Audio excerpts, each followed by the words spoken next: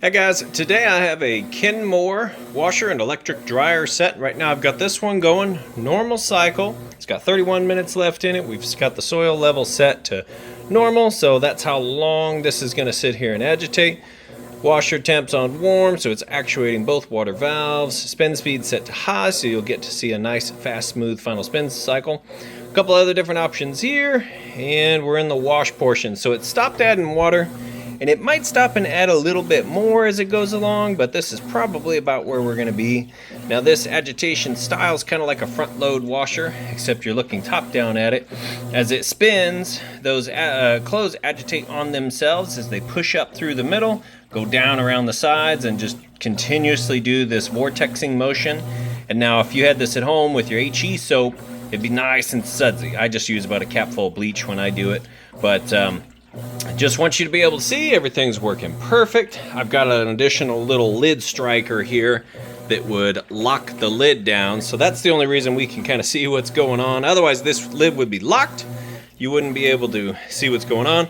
And now this, if you want to pause it and read that, that's how these newer machines work. You've got a spot for all your soaps and everything here. Everything's nice and clean. And it's agitating, doing an excellent job. So I'm gonna show you next that the drain works. It's got a nice, fast, smooth final spin cycle. Then we'll move the clothes over to the dryer and show you the dryer's working perfect. All right, we're moving out of the wash cycle. It's running the drain and spinning. It's a pretty large towel load here. As you can see, nice smooth operation.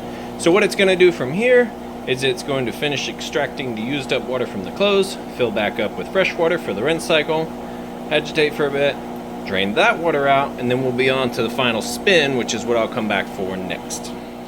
All right, we've got that washer spin cycle. It's getting up to speed. Now it'll go through this spin cycle a couple of times, depending on how heavy the load is. Essentially it has to get up to a certain RPM, a certain speed, for the washer to know, hey, these clothes have been spun out enough, there's enough water extracted, it's good, and then we can move them over to the dryer. And the benefit to that, the benefit to these spinning so fast and coming out so light, is it cuts your drying time in half. So while we're waiting on that to finish up, I'll show you here, tons of different options here.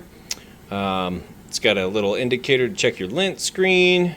We can go these different settings here, kind of move this around, or you could go down to time dry and manipulate everything yourself.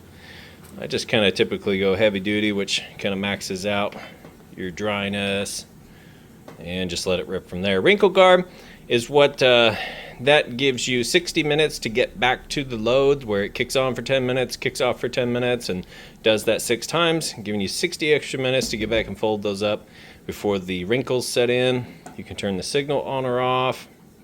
So anyway, we'll let this finish up. I'm sure it's going to spin out again once it's done with this, and probably spin just a little bit faster. So we'll give that a minute to finish up. All right, the washer's done. Clean and cleared out. You see, nice big basket there. Come over, same settings we had before, kind of maxed out with heat. It's been running for about a minute. I'm going to show you that it is in fact heating like it's supposed to. It's right in between those two red dots, about 73 on top of the dryer, about 57 on the concrete floor. So we'll go ahead and open this up. Should have had a minute to go ahead and warm up. That's the heating element tube, so it's getting nice and hot right inside that tube there.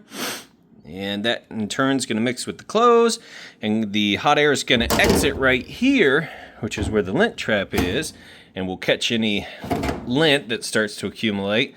And you want to make sure that's clean and clear, so it's got good airflow, because it goes out, down, and straight out the back. Nice bright light, and we just push start, and it's good to go. So we will let that finish up. Go ahead and get these listed up for sale. If you have any questions at all, feel free to reach out. I do appreciate you taking the time to watch my video today. Thanks, you guys have a good one.